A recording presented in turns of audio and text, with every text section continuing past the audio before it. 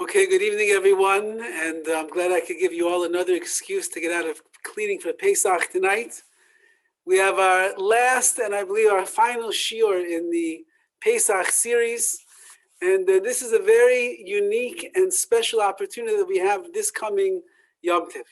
It has not happened since 2008, so we're talking about 13 years ago, and it is when Erev Pesach falls out on Shabbos.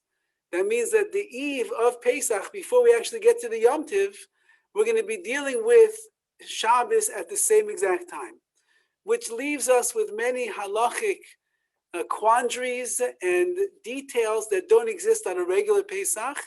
And therefore, I felt, as many of the organizations and many of the Rabbanim have been speaking about leading up to this Yom Tov, that it behooves us to go through these halachas carefully, so that we should know what it is exactly that we're doing.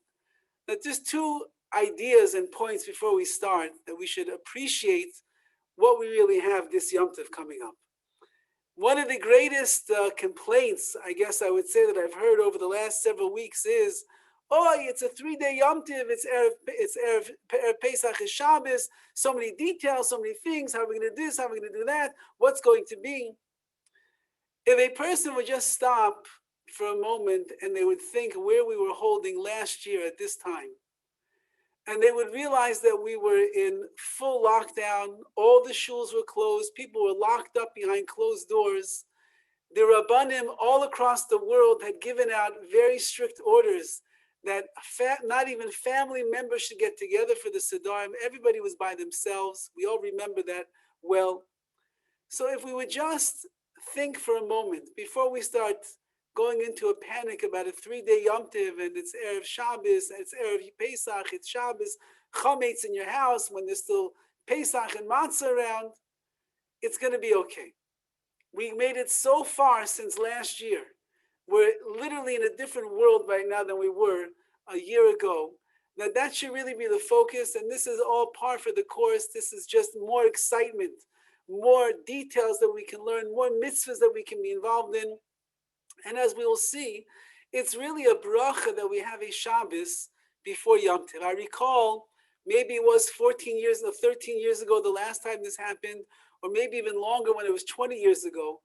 I recall that one of the Rabbanim put out a beautiful article about what is the kavanah, what's our intention when you have an Erev Pesach that falls out on Shabbos. And he said many people are busy complaining that it's 3 days of Yom Tov, how are we going to make it? We have to prepare everything before Shabbos, it's so long, so many details. But he said a beautiful idea. He said, if you think about it, normally when we come to the Seder, we've been running and running and running for an entire week. We've been cleaning, we've been shopping, we've been going here, buying clothing here and there, mikvah, kashering, all the different things that we've been involved with. And by the time the first Seder comes around, very often, people are exhausted. They are exhausted from sleepless nights. They're exhausted from slaving away in the kitchen. They're exhausted from running here and running to the store one last time before Yom Tov begins. And as we all know that feeling, 1 or 2 glasses of wine after the Seder begins, we get very tired, we get very drowsy, we get groggy. And we know how the first night of the Seder often will be for a person. It's an exhaustive state that we are in. Look at the bracha that we have this year. We don't go from running around an entire week and just jump into the Seder. We go from running around an entire week and we're preparing ourselves for Yom Tov. And then before Yom Tov begins, Hashem says, I'm going to give you a gift. I'm going to give you my greatest treasure, and Shabbos Shema, its name is Shabbos. And you'll enter into the Shabbos, which is a day of peace and tranquility and rest. You'll have time to relax and to revel in the peacefulness of Shabbos. There'll be a little extra time to rest and to spend time with your family and prepare yourself a little bit more for what is up and coming after Shabbos is over. And then we'll speak about that also, how you to prepare. You can't prepare for Pesach on Shabbos, so we'll talk about that. But the mere fact that we're able to rest and relax and not have to jump into a Seder is really a bracha in and of itself.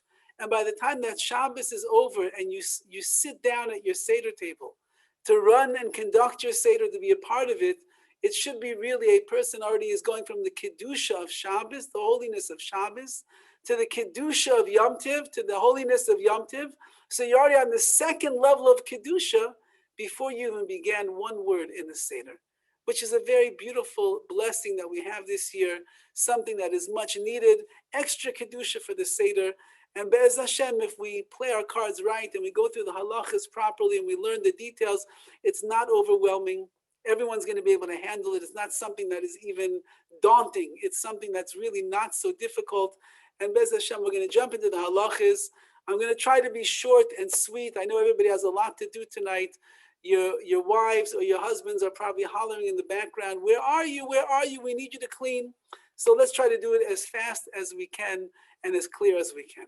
I'm using primarily, because so many of the Rabbanim wrote in English different ideas, I'm using primarily the work of Rabbi Blumenkrantz and his laws of Pesach that he puts out every year, but there's a very special section this year on when you have a Erev Pesach that falls out on Shabbos. And Art Scroll sent out a beautiful checklist today of all the things that a person should make sure they take care of before Shabbos begins so that we'll be prepared properly for Shabbos. So let's start with Thursday morning, because that's really where the differences begin. We know that there's something called Tainis Bechorim, which is the fast of the firstborn son. And the reason we have a fast is because when the Jewish people were in Mitzrayim, in Egypt, so the firstborn of all the Egyptians perished on the night of Yetzias Mitzrayim. And really the Jewish people were really not so much better. We were idolaters and we were immersed in 49 levels of impurity. The firstborn of the Jewish people also deserved to die on that night. However, HaKadosh Baruch Hu made a nace. He made a miracle, and the angel of death passed over our homes, and we lived. So in order to show our gratitude to Hashem, so the firstborn males are supposed to fast on the day before Pesach. This year, that day would be Shabbos. And I'm sorry, that day would be Shabbos, and we do not fast on Shabbos. Shabbos was given for pleasure, not to afflict ourselves, so we don't fast. We also don't fast on Erev Shabbos because you're supposed to come into Shabbos not famished. Otherwise, when you eat the food, you will not enjoy it. We're supposed to come into Shabbos already with some food in our bones and ready to be able to eat even a tastier meal. So therefore, the time of the fast is going to be this year on Thursday. Thursday is the day of the Tainis Bechoros, the fast of the firstborn. And it begins, I'm going by California times, and not just California times, I'm going by Valley times over here when I say the time. So if you live in the city of Los Angeles, or you're listening in, or you're watching and you live someplace else, like in Miami or New York or Eretz Yisrael, somewhere else, please make sure that you check the times properly so you know what we're dealing with. So in Los Angeles, the fast begins Thursday morning, 5:15 a.m., which means that if you are a firstborn, or you're not a firstborn, but you're the father of a firstborn son, so then you have to start fasting by 5:15 in the morning. However, as is customary every year, if you go and attend a siyum, which is the completion normally of a Masechta tractate in Shas, in the Talmud Bavli or Yushalmi, or other types of svarim that are we allowed to learn to make a siyum on, if a person goes to that, they absolve them and they partake in it, they absolve themselves from having to fast for the rest of the day. Highly recommended. So Thursday morning, make sure that you go to shul if you are a firstborn or the father of a firstborn son, and you will hear a siyum, and then you'll be exempt from fasting the rest of the day. That's Thursday. Now that's Thursday during the day. Now Thursday night becomes the night of Bedikas Chametz, of the checking for the chametz. We have a mitzvah every year on the eve of Pesach to check our houses to make sure that we did a good job cleaning, that there should be no chametz lying around in our possession. Now, normally it takes place the night before Pesach. However, this year, the night before Pesach is Friday night.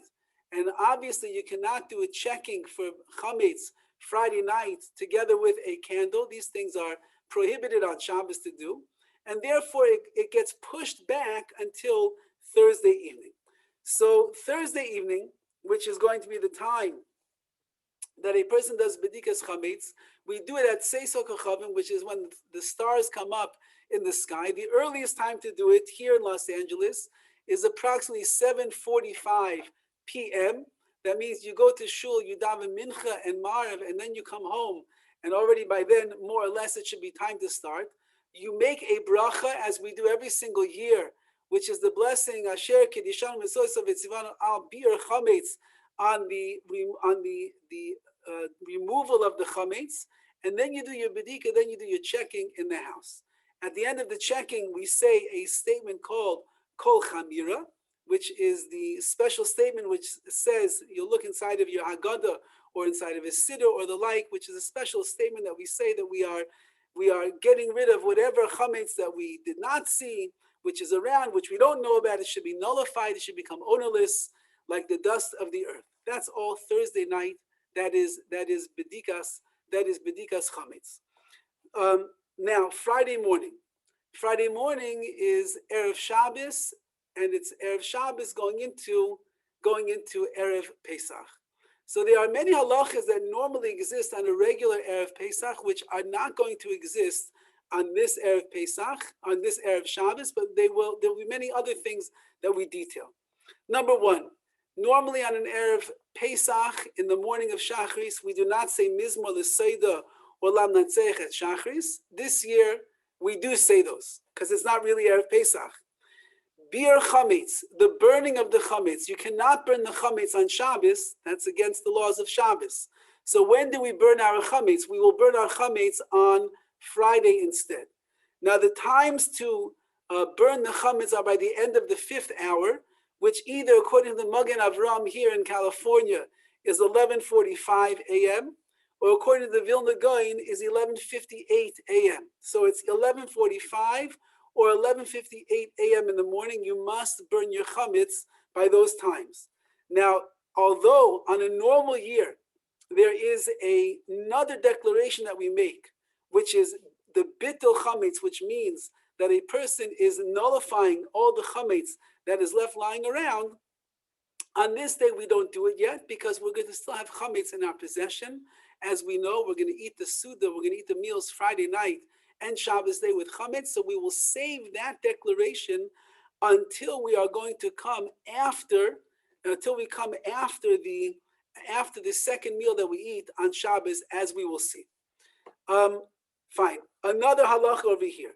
Normally on Erev Shabbos, a person is supposed to start cutting back on their work from midday.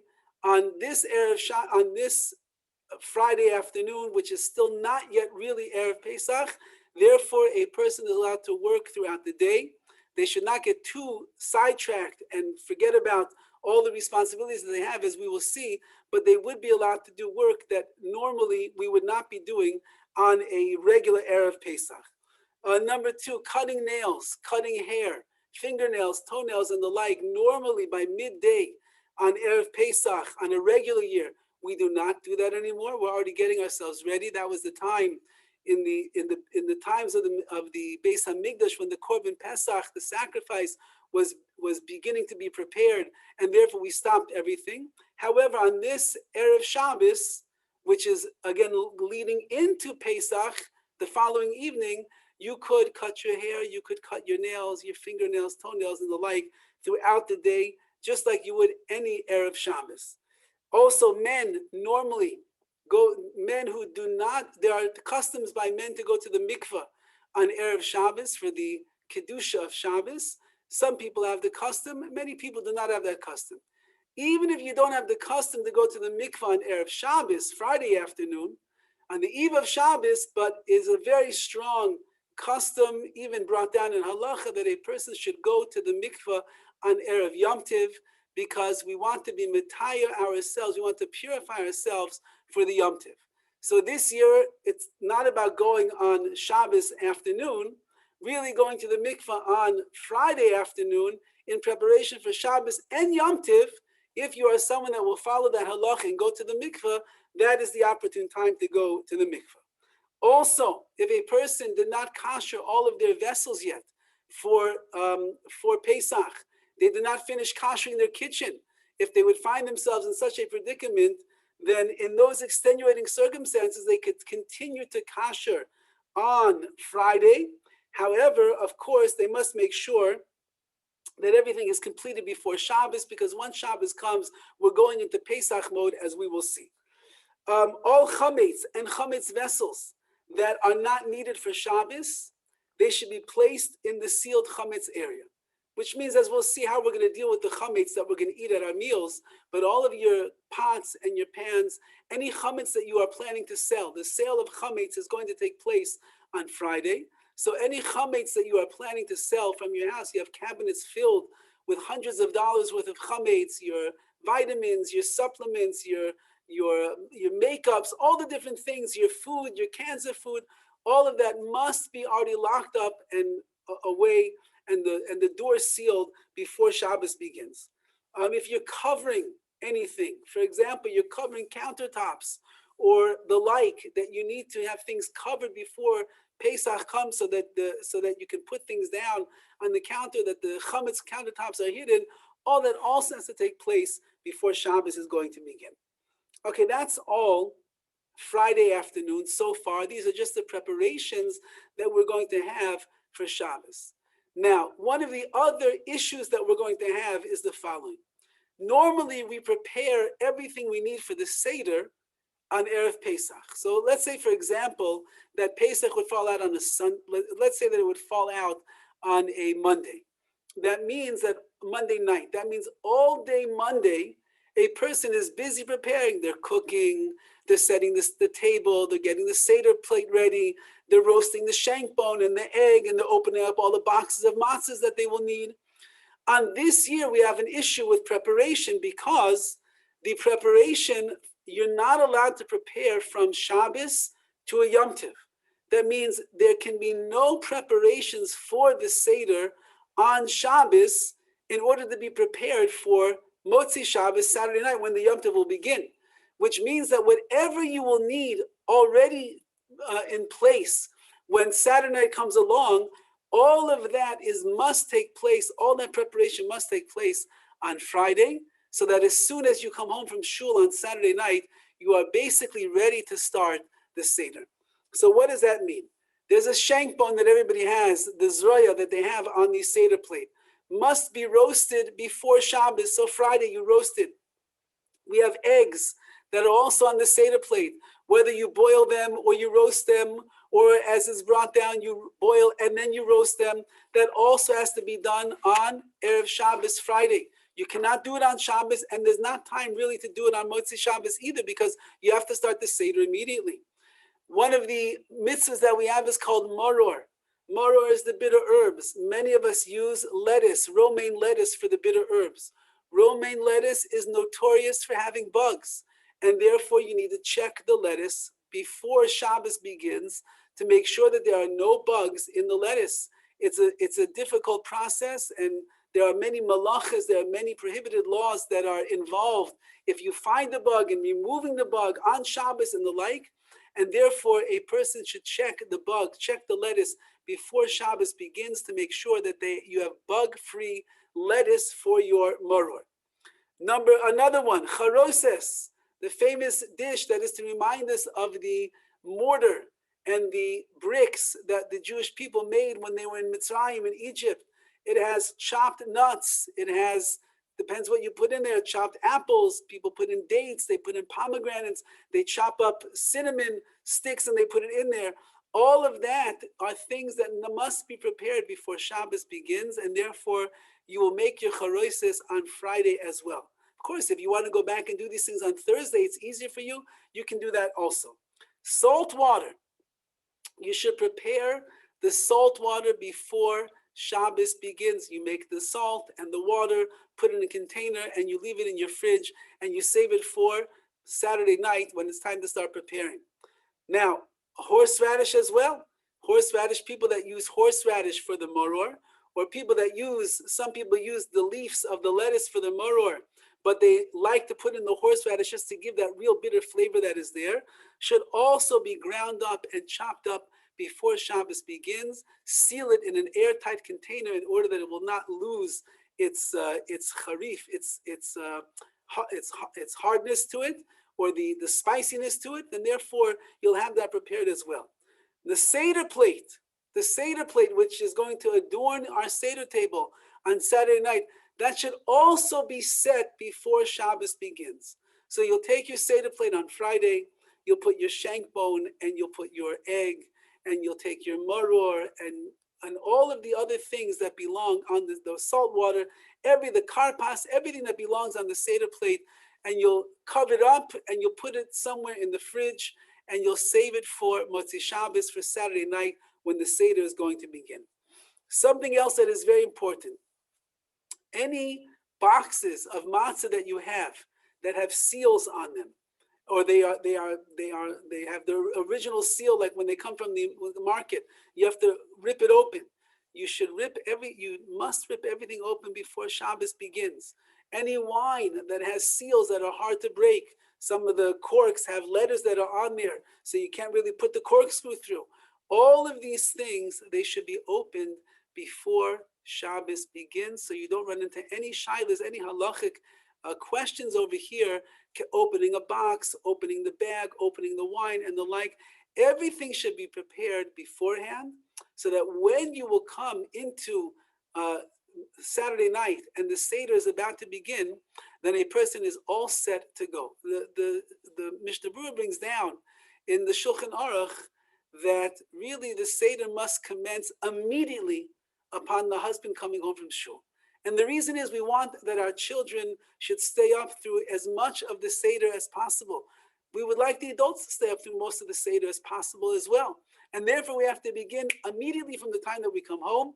And therefore, since everything is prepared in advance, that means that while you are walking home from shul, and now Shabbos is officially over, so your wife and the children that are home can begin setting the table and getting it ready, so that when you walk into the house, it's already Shabbos. It would also behoove a husband who wears his kittel by the Seder table, which is the custom of Ashkenazi men, that they should have their kittel somewhere down. If they have 2 stories, they should have it downstairs, or they should have it in a coat closet somewhere where it's close to get to, so that when they come home, they can already put their kittel on with ease and not have to worry about anything. If you have props, you have costumes, you have anything that you plan on using for the Seder, it's going to be too much of a balagan, of a chaos to put it all together when you come home from shul, and you cannot get it ready on Shabbos, because that would be preparing from Shabbos to Yom Tov, and therefore everything should be in a place that's accessible, that's easy for you to get to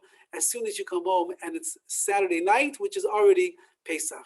One other idea of what we don't prepare for from Shabbos to Yom Tov. So as we mentioned in the beginning, one of the brachas that we have this year is that you have plenty of time to rest on Shabbos afternoon before you have to go back to shul for mincha late in the afternoon. And therefore, it's a big advantage. A person could sleep on Shabbos afternoon several hours if they want, and they could be all rested and have a lot of energy when the Seder is going to come around. However, when you take your Shabbos nap, you cannot say, I'm going to take a nap right now in order to have energy for the Seder later on. That would make it look like the nap that you're taking is preparing for after Shabbos. Rather, if you're going to take a nap, you're taking a nap for the sake of the pleasant peace and tranquility and the menucha, the rest that you want to have on Shabbos. Happens to be that the residual effect is going to be you'll have more energy for the Seder. But the nap, if you want to express that you're taking a nap with words, you're taking a nap for Shabbos, not with the intention of having more energy for the Seder. Okay, now, let's get to what I think is probably the most confusing, or the most nerve-wracking part of this Shabbos, and those are the meals that we're going to eat. Because as we know, we have to eat challah or chametz by those meals.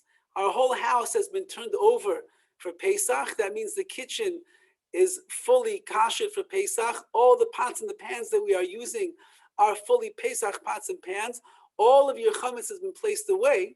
So how are we going to have a Pesach kitchen when there are challah rolls and pita and egg matzah and the like that we're going to be eating? So first of all, one thing to note is only have as much bread in the house as you need to eat a meal on Friday night, one meal Shabbos morning, and a second meal on Shabbos morning as well, as we're going to see. Don't make huge challahs, don't buy a lot of challah, don't have a lot of bread, because as we're going to see, we're going to have to get rid of whatever crumbs are going to be left. We'll have to find a way to remove them and get rid of them before before a certain time on Shabbos morning. So that's number one. Just get as little amount of bread as you need. Figure out how many people come into your house for the meal, who's going to eat, and what they're going to eat, and you'll leave it at that. Now, it is suggested by many of the halachic authorities today. This is not a halacha that you have to keep, but since that we live in a disposable generation where it's so easy to get beautiful plastic ware, and that's ornate, that is beautiful, that is Shabbosdik, that is honorable for the Shabbos, it's much easier probably for people to be eating off of plastic on this Shabbos for sure, and that way you're not going to run into any real major problems of your Pesach dishes or silverware or cups getting anywhere remotely near any chametz that was on your table. If you decide not to use plastic, so then we're going to speak about how you just make sure that there's nothing left on the table when you get there. Also, they bring down that you should have a chametz broom. So this is a chiddush, this is a novel concept to many people. There should be a new broom that you're going to use for Pesach because your old yearly broom is filled with chametz in all of the bristles that are there. However, when you're going to sweep up the floor after the meal, so that food that's on the floor is chametz. So you should have a chametz broom that you have lying around, and that broom then you can use to sweep up after the meal. Afterwards, you'll put it away in the chametz closet, wherever it is that you're hiding all the chametz stuff, and then you'll use your regular Pesach broom the rest of Pesach. Now let's get to the Friday night meal. As we go, and the Friday night meal and many of the halachas, the laws of the Friday night meal will pertain to Shabbos as well, just how careful we have to be to make sure that there's no chametz that is lying around. Number one, he suggests that you eat in a room where there is a floor that could be swept up afterwards. Because if you end up eating chametz, there's a good chance that there's going to be chametz that ended up on the floor, especially if you have little kids around, and you need to sweep it all up to make sure there's nothing left. The place can bring down that if you end up eating in a room where there's carpet, they suggest to put a disposable tablecloth on the floor over there in order that you can catch any crumbs that might be, and then you can toss away the tablecloth, put it in, roll it up and put it into the closet with all the other chametz stuff, or you will take the crumbs and flush them down the toilet, as we'll see what we're going to do. Now, he says like this, well, how should a person go about doing this?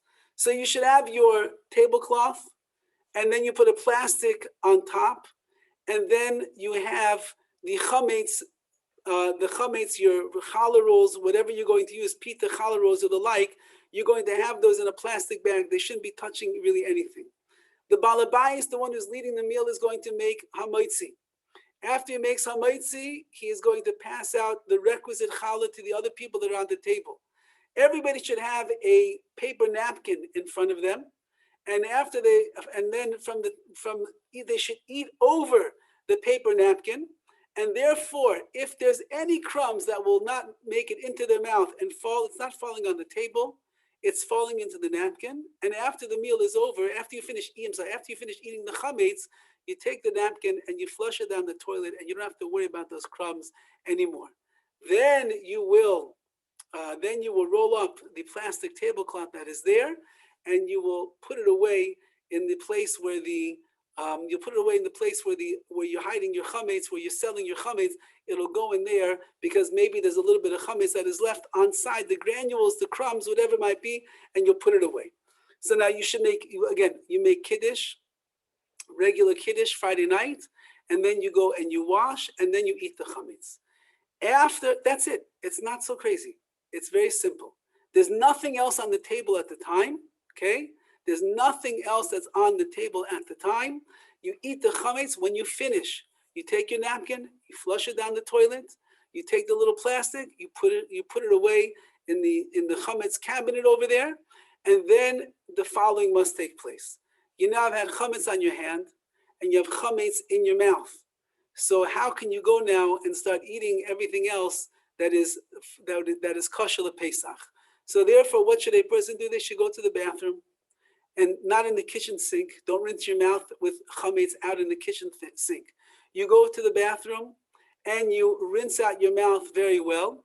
Rabbi Blumenkrantz suggests that since that it's Shabbos and we cannot use toothpaste or a wet toothbrush, rather you should take a dry chametz toothbrush and you should just brush your teeth in that way. And then you will rinse out your mouth. You'll wash off your hands to make sure that there's no chametz there.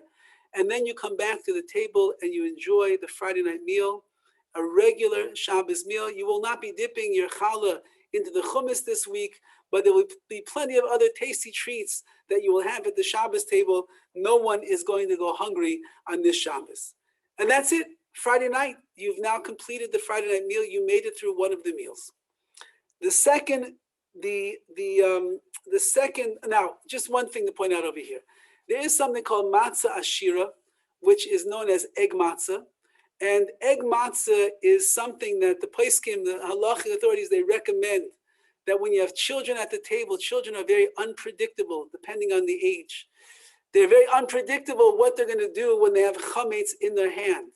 And therefore, it could be that it's better to give them egg matzah instead of giving them real chametz, a challah roll or a pita or the like. Because even if they walk away from the table with it and some of the egg matzah is lying around, it's not real chametz, and therefore it can remain, even on Pesach, remain in your possession. If a person is exceedingly nervous about having chametz in their house, and they can't understand how they're going to have a little challah roll and eat it over the napkin and then flush the napkin down the toilet and get rid of all the crumbs, so Rav Moshe Feinstein writes that a person then would, even an adult, would be able to make their hamaitzi on the egg matzah if they so desire to. However, it is brought down that it is better that a person will make hamaitzi on Friday night and Shabbos day on challah and not use the egg matzah again, unless it is extenuating circumstances. The person is on edge with the chametz in the house, or as we said, to give to the children who are going to run around and maybe leave the table with the bread in their hand. Better they should be running around with egg matzah than something else. That's Friday night. Friday night is over. Now Shabbos morning. Before we get to the meal, okay, we have a very important halacha that will take place Shabbos morning, which will affect the time of davening on Shabbos morning.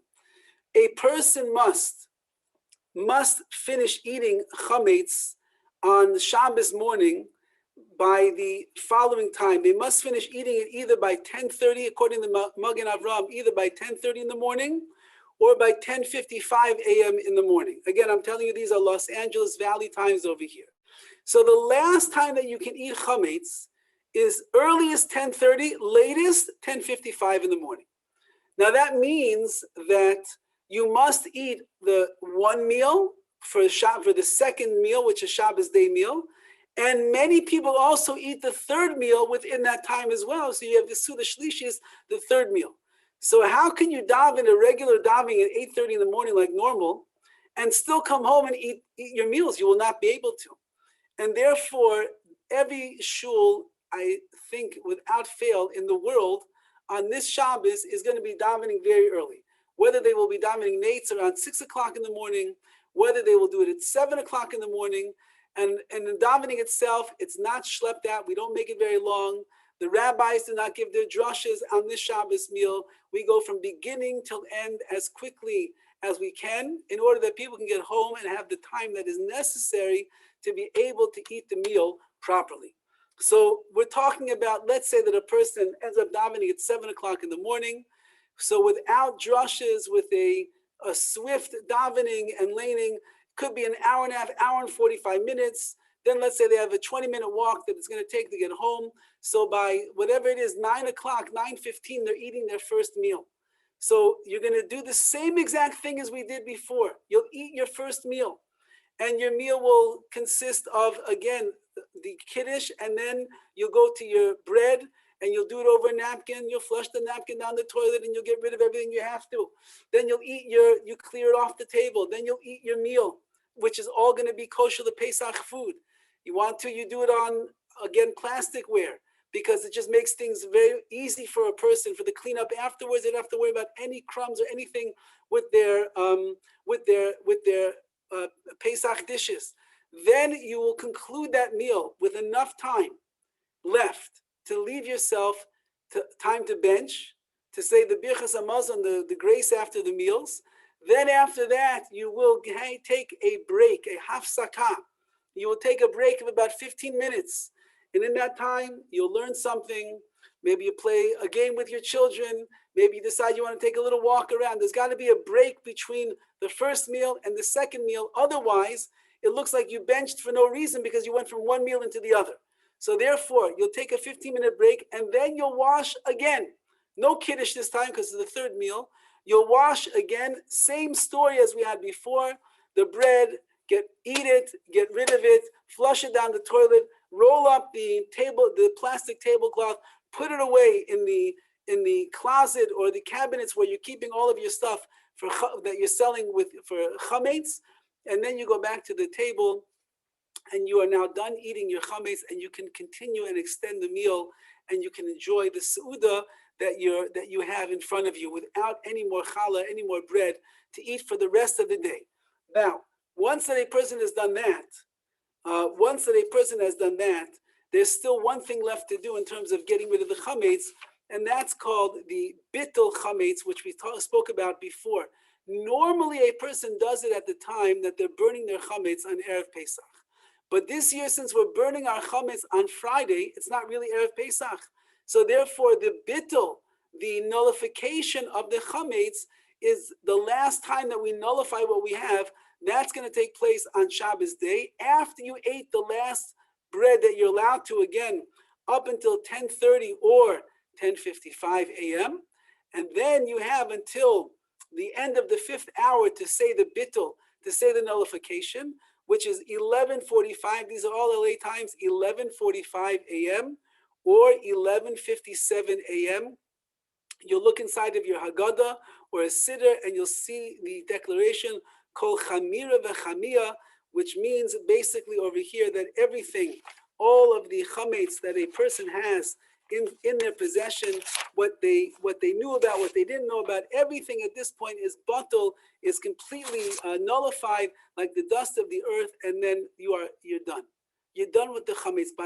Again, you finished eating by 10:30, 10:55, and you did your bittul, you did your final nullification by 11:45 or 11:57 a.m.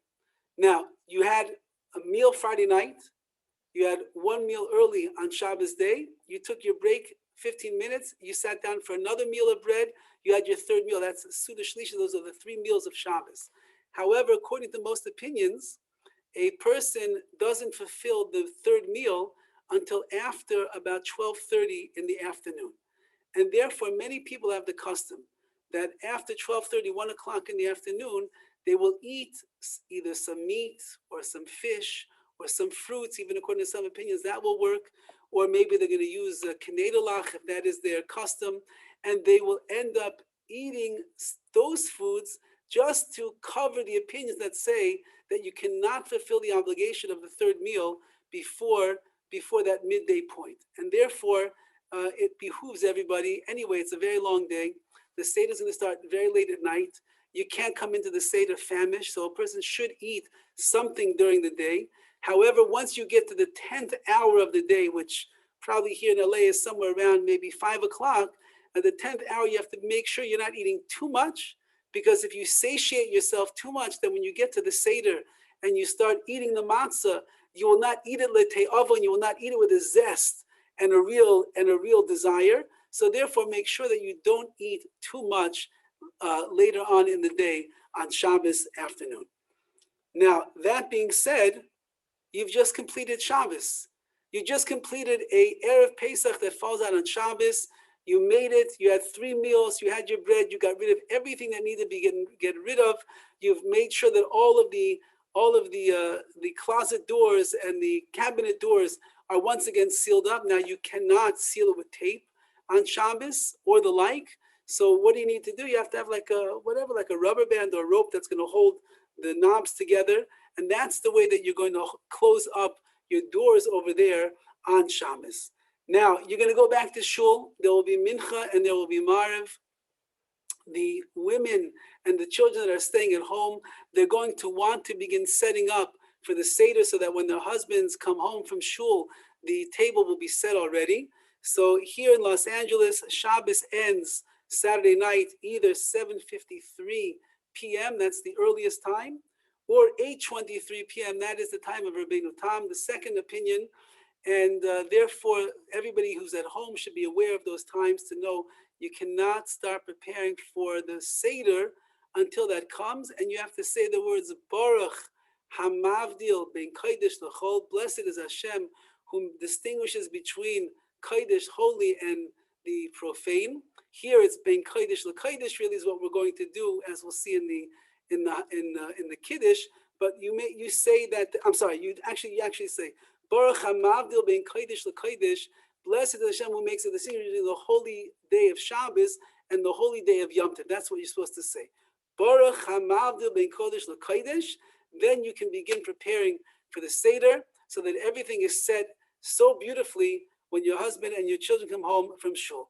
Kiddush itself is special on the night of Matzah Shabbos because we have to incorporate Havdalah into our Kiddush. So you'll look inside of your machzor or your siddur that you're going to, or the Haggadah that you're going to use, and you'll see the special insertions that you must make on such a Matzah Shabbos. There have to be candles by the table as well, so that you should say Havdalah on candles. Please make sure that you leave a fire on. A flame should be left on before Shabbos begins, or you have like a 72-hour Yortzai candle that is burning, so there will be a pre-existing flame, so you can light candles for the nights of Yom Tov, and you can also light candles so you can make Havdalah as well at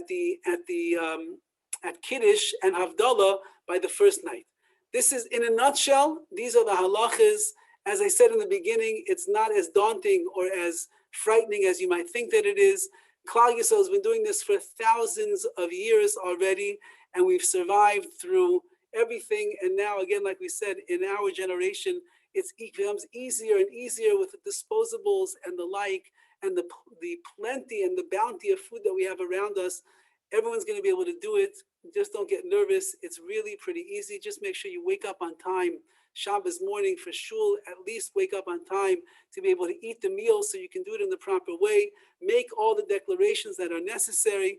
And Be'ez Hashem, as we'll go from a Shabbos of Kedusha into the Yom Tov of Kedusha, Pesach, it'll be a beautiful, uplifting, elevating, inspiring, and meaningful Pesach for each and for every one of us. Chakoshev Sameach, and we look forward to seeing you after the holidays, after Yom Tov, to get back to regular schedule of classes, to keep growing in our Torah, our Avodah, and our Yiddishkeit. Chakoshev Sameach. Everyone, thank you for joining us. Thank your wives, or thank the husbands for letting the wives come to the shiur tonight. And now go back and clean and get ready for Pesach. All the best, everyone. Thank you, Rabbi. You're welcome. Amazing. Chag Kosher v'Sameach. Chag Kosher v'Sameach. Thank you. Thank you, Rabbi.